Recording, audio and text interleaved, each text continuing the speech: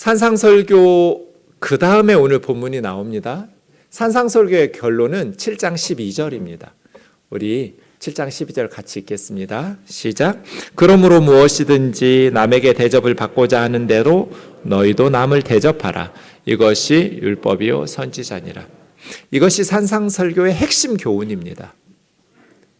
다른 사람이 너에게 해주기를 원하는 대로 너희도 다른 사람에게 행하라는 것입니다. 이것이 하나님 말씀이다. 이것이 율법이요 선지자다. 구약 성경을 통해서 하나님께서 주신 말씀의 뜻은 다른 사람이 너에게 해주기를 원하는 대로 너희도 다른 사람에게 대접하면서 사는 것. 우리 중 누구도 다른 사람이 우리에게 함부로 대하기를 원하지 않잖아요. 욕하고 때리고 사기치고 거짓말하고 도둑질하고 강도짓하기를 원하는 사람은 아무도 없어요.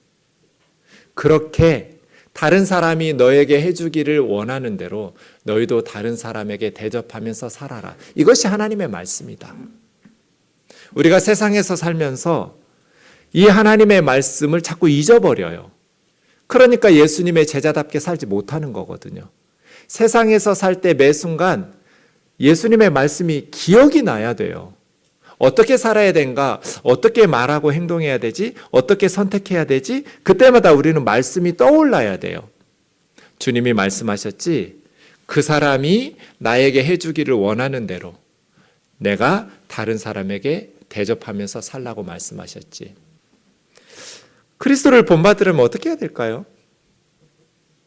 우리가 어떻게 해야 예수님을 닮아갈 수 있을까요? 학습이 필요해요. 학습. 그리스도를 닮아가려면 먼저 그리스도를 잘 관찰해서 배워야 돼요. 배울 학이죠. 어느 분야도 마찬가지잖아요. 누군가를 닮아가려면 그 사람을 자세히 관찰하죠. 그래야 닮아갈 수 있어요. 우리가 예수 그리스도를 닮아간다, 그리스도를 본받는다라고 말하려면 먼저 해야 될 것은 예수님을 잘 관찰해야 돼요. 그래서 예수님이 어떻게 사셨는지를 배워야 돼요. 배울 학. 설교 시간은 배울 학이에요. 그런데 배웠다고 해서, 배워서 안다고 해서 그렇게 사는 건 아니에요. 아는 거하고 사는 건 다른 문제예요. 그래서 익힐 습이 필요해요. 예수님을 관찰해서 배웠던 것을 우리도 살아낼 수 있도록 익혀질 때까지, 익숙해질 때까지 반복해서 훈련해야 돼요. 잘 안 되죠, 처음에는. 알았다고 해서 그대로 처음부터 따라할 수 있는 사람은 없어요. 끊임없이 실패하지만 포기하지 않고 계속 반복 훈련하다 보면 어느 순간 나도 모르게 예수님을 닮아가게 돼요. 우면동 교회가 각 사람을 그리스도 안에서 완전한 자로 세우는 교회. 한 사람 한 사람 그리스도 안에서 완전한 자, 예수님을 닮아가는 사람으로 변화시키는 그러한 사역을 잘 감당하려면 예수님이 어떻게 사셨는지를 잘 관찰하면서 배워야 되고 예수님이 사셨던 것들을 배울 뿐 아니라 나도 예수님을 본받아 살아갈 수 있도록 익숙해질 때까지 반복해서 훈련하셔야 돼요. 산상설교. 예수님께서 행하며 가르치라고 말씀하셨어요. 그리고 나서 8장 오늘 본문에서부터 시작돼요. 예수님 자신이 어떻게 행하며 가르치셨는지 우리에게는 아주 좋은 기회예요. 예수님이 마태복음 5, 6, 7장 산상설교에서 남이 너에게 대접하기를 원하는 대로 너희도 다른 사람에게 대접하라고 말씀하시고 이 계명을 행하며 가르치라고 말씀하셨는데 예수님이 어떻게 그 말씀을 행하며 가르치셨는지를 보고 배울 수 있는 기회잖아요. 그 중에서 오늘 본문이 첫 번째 사건이란 말이에요. 그만큼 마태는 중요하게 여겼던 사건이거든요. 한 나병 환자가 예수님께 나왔어요. 주여 원하시면 저를 깨끗하게 하실 수 있습니다.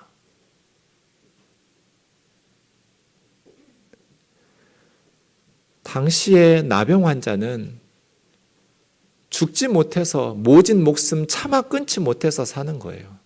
나병으로 판병되면 육신적인 고통도 고통이지만 사회에서 격리돼요. 다른 사람에게 전염시키니까. 그래서 가족으로부터, 마을로부터 쫓겨나야 돼요. 예배, 회당이든 성전이든 예배 드릴 수 없어요. 영적인 공급도 차단돼요. 육신적인 고통, 사회적인 격리, 영적인 단절. 그렇게 살아야 돼요. 그렇게 살았던 이 나병 환자가 예수님의 소식을 들은 거잖아요. 그래서 이 사건이 첫 번째 사건은 아니라고 보는 거예요, 저는.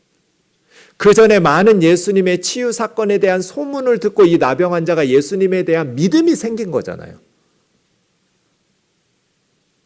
예수님께 나가면 내 병을 고칠 수 있을 거라는 확신이 생긴 거예요. 그래서 예수님께 나와서 꿇어 엎드린 것이죠. 예수님이 손을 내밀어 그에게 대시며 이르시되 내가 원하노니 깨끗함을 받으라.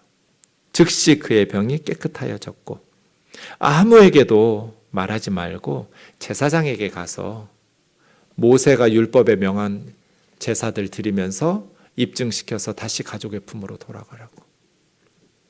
누가복음을 썼던 누가는 의사예요.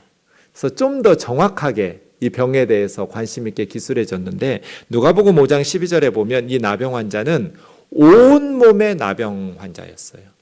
온몸에 나병이 들렸던 사람이에요. 그러니까 나병도 뭐 부분적으로 아플 수도 있고 전신이 나병으로 고생할 수도 있는데 그만큼 이 사람의 나병 상황은 심각했던 거죠. 온몸이 나병 들린 사람이니까요. 심각한 나병 환자였어요. 이렇게 나병이 생기면 어떻게 해야 되냐면 레위기 13장 45절 46절 보시면 옷을 찢고 나병으로 판명되면 머리를 풀고 윈 입술을 침 튀기지 않도록 가리면서 부정하다 부정하다 외쳐야 돼요. 그러면 주변에 건강한 사람들이 그 사람을 멀리 피하겠죠. 그렇게 자신이 나병 환자라는 것을 알려야 돼요. 병이 있는 날 동안은 늘 부정할 것이라. 부정한 즉 혼자 살되 진영 밖에서 살아라. 이 말은 마을에서 쫓겨났다는 뜻이에요.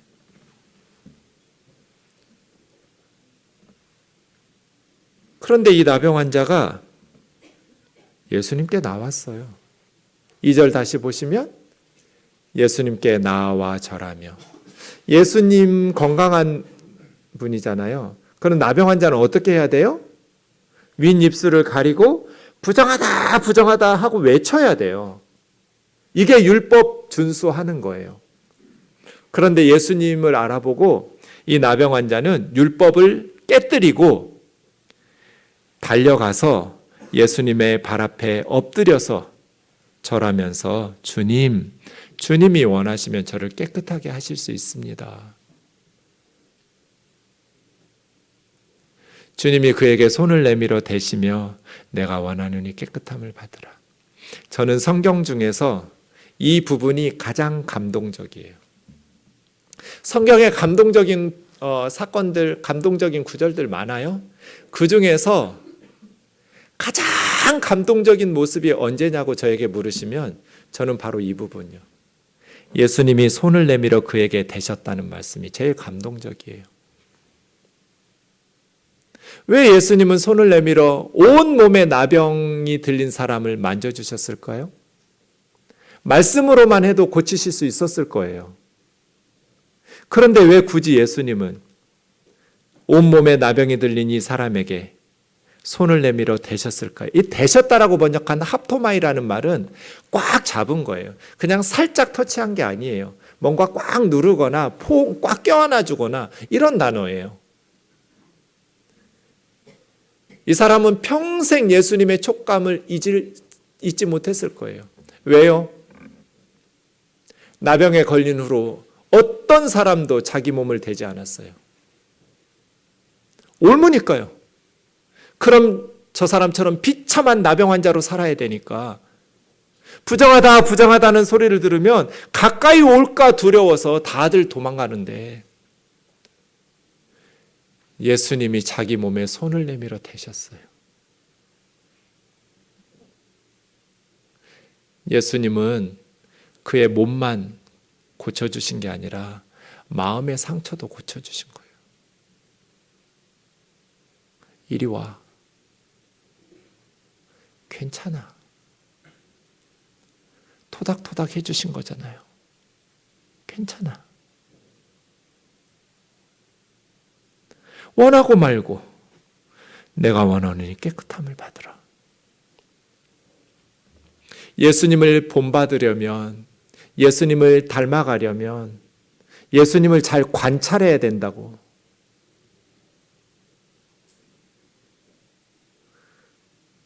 지금 이 사람 율법 깨뜨리고 온 거잖아요. 레위기 13장 깨뜨린 거예요. 그런데 예수님도 지금 율법을 깨뜨리고 나병 자를 만지셨어요. 율법 위반이에요. 율법에 접촉되면 부정해져요.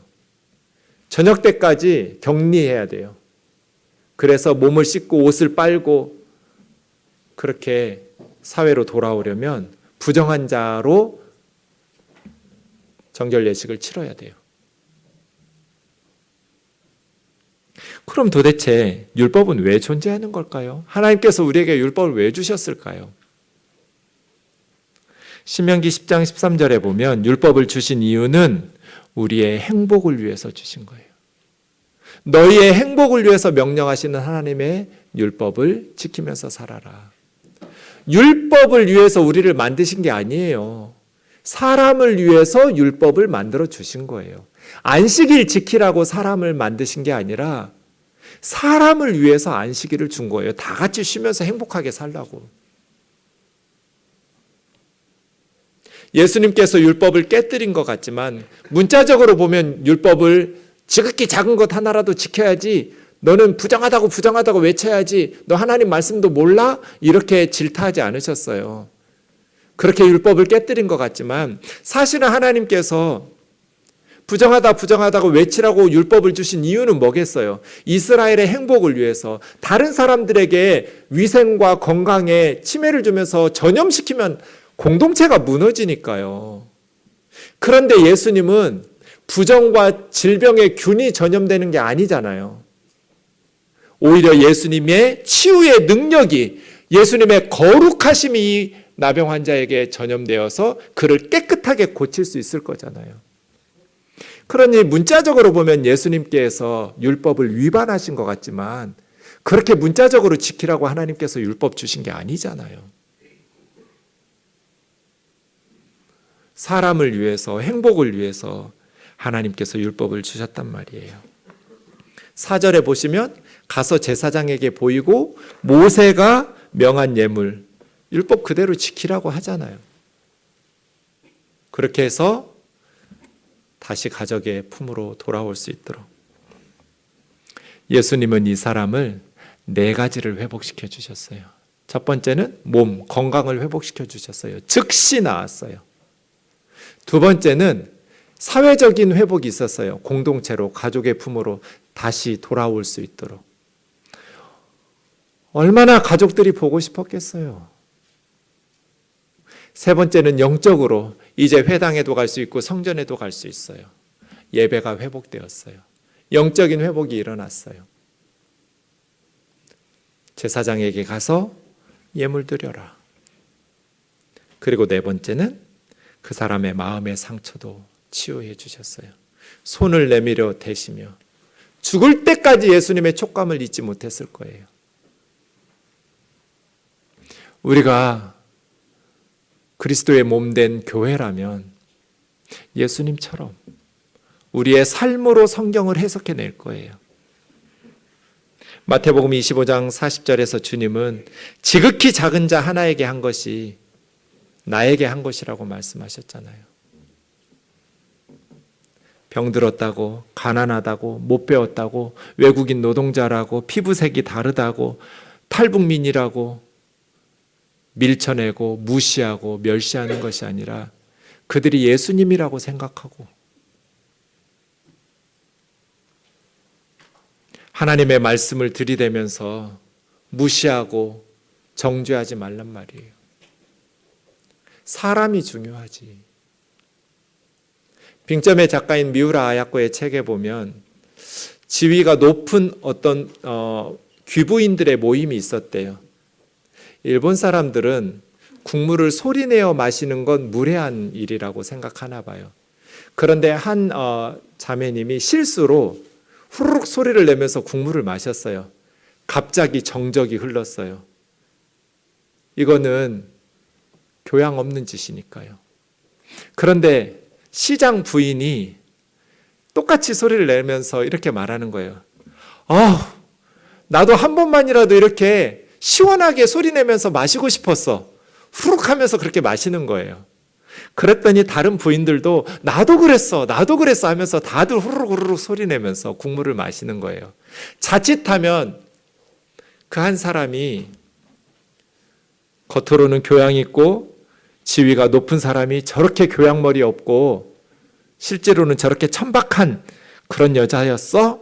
라고 무시당할 수 있는데 그 시장 부인의 행동 때문에 다 같이 웃으면서 행복하게, 이것이 그리스도인들이 예수님에게 배워야 될 거 아닐까요? 하나님의 말씀을 문자적으로 들이대면서 정죄하기보다는 그 사람의 마음이 어떠한지, 그 사랑의 상황이 어떠한지 허물을 덮어주고 따뜻하게 보듬어 줄 수는 없을까?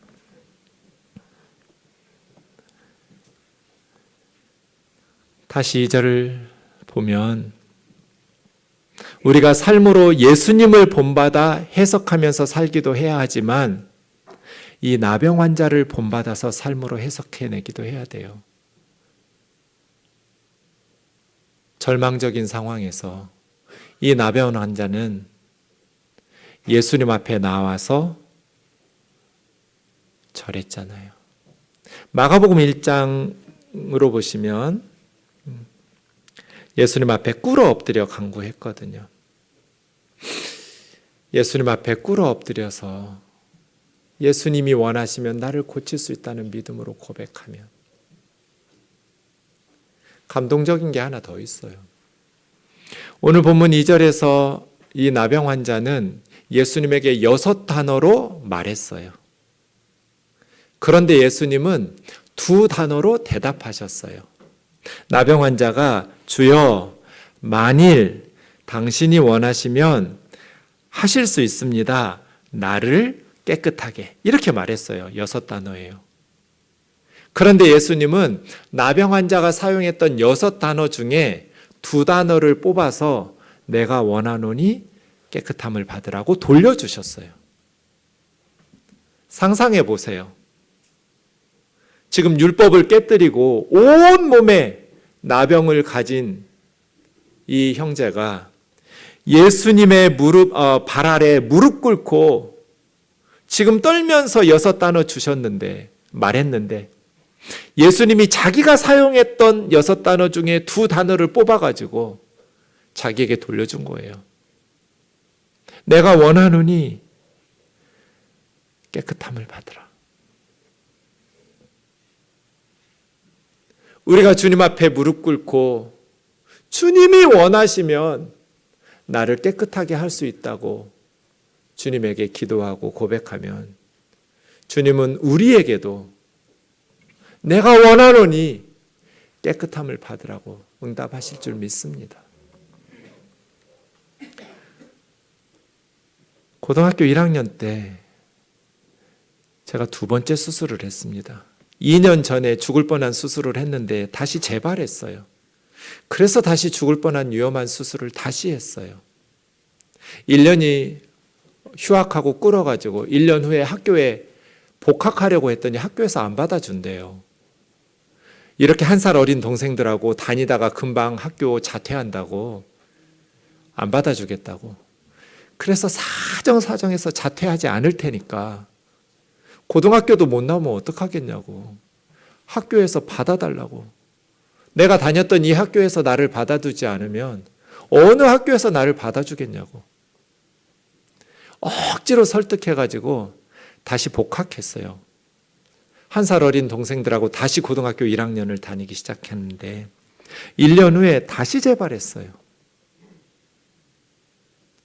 그래서 너무 아파서 학교를 다닐 수가 없었어요. 약을 아무리 먹어도 그때 약을 하루에 21알씩 먹었는데 몸이 낫지를 않아요. 그때 내가 기도를 해야겠다 그런 생각을 했어요. 지금 생각해도 좀 웃긴데요. 언제 죽을지도 모르는 그렇게 아프면서 야간 자율학습을 한 번도 안 빠졌어요. 저는 12년 개근 이래야 되는 사람이어가지고 그렇게 아픈데 아픈 배를 움켜쥐면서도 야간 자율학습 끝까지 다 하는 거예요. 그리고 끝나면 밤 10시쯤 되고 하숙집에 오기 전에 그 동네 전주에 평화동 교회라고 있었어요. 근데 밤 10시 넘어 끝나서 교회 가면 교회 문이 다 잠겨 있어요. 본당이 2층에 있었는데 외부로 계단으로 올라가서 본당 앞에 큰 유리문이 잠겨 있고 그 앞에 바닥에서 제가 100일 작정 기도를 시작했어요. 기도 제목은 하나예요. 하나님, 우리 어머니보다 먼저 죽지 않게 해주세요. 엄마 죽은 그 다음 날 죽어도 괜찮으니까 엄마보다만 먼저 죽지 않게 해주세요. 그렇게 100일 동안 기도하는 거예요. 아버지 돌아가시고 나서 그때 왜 내가 아버지를 안 넣었지? 이런 생각을 했어요. 우리 어머니는 나 없으면 못 산다고. 엄마보다만 먼저 죽지 않게 해달라고. 이 나병 환자 같았어요. 살아날 가능성이 없어요. 죽을 것 같아요. 여기가 끝인 것 같아요. 근데 내가 죽더라도 하나님 앞에 목숨 걸고 기도는 한번 해보고 죽어야겠다. 어린 나이에 그런 생각이 들었어요. 그래서 그 평화동 교회 앞에서 눈이 오면 눈을 맞고 비가 오면 비를 맞고 100일 작정 기도를 하는 거예요. 어느 날 70일 좀 되기 직전이었는데 67일, 68일쯤이었는데 기도하다가 잠이 들었어요. 되게 추운 날이었는데 기도하다가 잠이 들었는데 누군가가 제 머리를 쓰다듬어서 깜짝 놀라서 깼어요. 근데 돌아보니 아무도 없어요.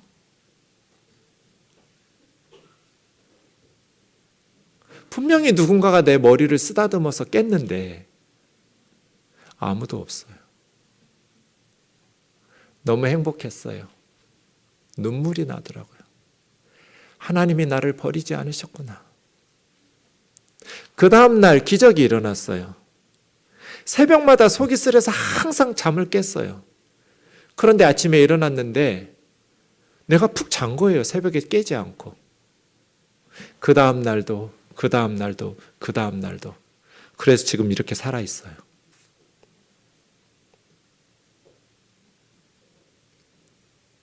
우리가 이 나병 환자처럼 겨자씨만은 작은 믿음이라 할지라도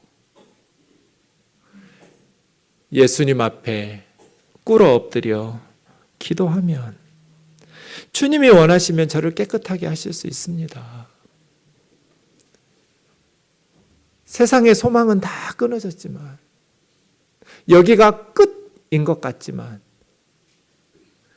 주님 앞에 나아가서 예수께 와서 꿇어 엎드려 간구하여 원하시면 저를 깨끗게 하실 수 있습니다.